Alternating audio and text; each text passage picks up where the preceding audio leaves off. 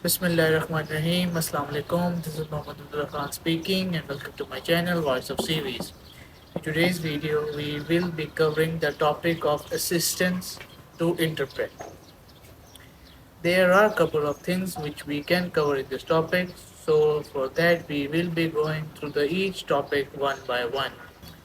So starting from first, we will be discussing the basic understanding of this topic.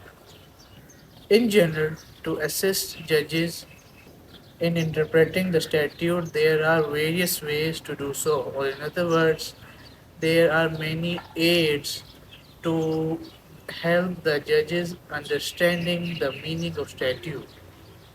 Aids to statutory interpretation are divided into internal and external aids, or in other words, in intrinsic and extrinsic aids. Intrinsic aids, in simple words, means that the matter which are already present within the statute to help in understanding the meaning of the statute or to make that meaning of the statute more clear. It consists long title which helps to understand the intention of the parliament in brief. Second one is preamble of the act, which in short tells us the purpose of enacting that statute by the parliament. Third one is the headings and schedules, which may turn out to be very helpful intrinsic aids. Or sometimes the act may contain an interpretive section where a statement of principle of the act is given. Another point of intrinsic aids is rules of languages. In general, there are three main rules of languages. So starting from first, we will be covering the rule of language, which is a justum generis rule. This states that where there is a list of specific words followed by general words, then the general words are limited to the same kinds of items as the specific words.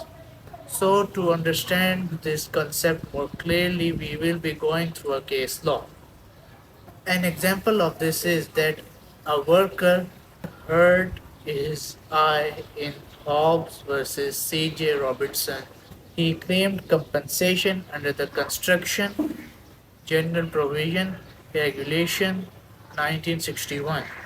This regulation imposes an obligation on employers to provide workmen with goggles when breaking, cutting, dressing, or carving stone, concrete, slag, or similar materials.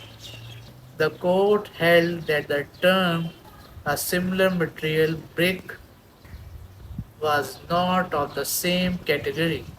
For this rule to operate, there must be at least two specific words in a list prior to the general words. Second language is expressio unius exclusio alterius, which means one thing excludes other. Over here, list of a specific words which is not followed by the general words, then the act applies only to the items in the list. An example of this is the case law of Tempest versus Kilnan. In this case law, the words, the phrases goods, merchandise, and wares used in statute could not refer to stocks and share, but to only three materials which are mentioned above. Last language is Nausica's sources, which means that a word which is known by the company it keeps.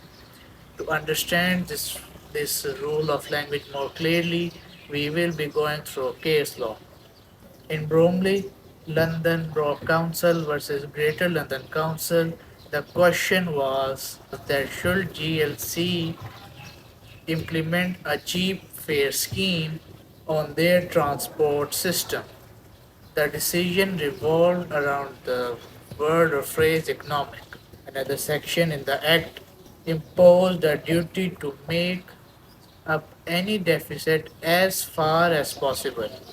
So they determined it that the word economic means that the buses should be run on a line, that the policy of law fares is simply illegal because it involved to run the buses intentionally on deficit. Well, that is it for today's video. I hope you would have liked it. There are other things to be covered in this topic which we will be covering very soon, inshallah. I hope you I hope you would have liked this video. Subscribing my channel and liking this video will act as a motivator for me. Until next time, take care of yourselves. Allah Hafiz.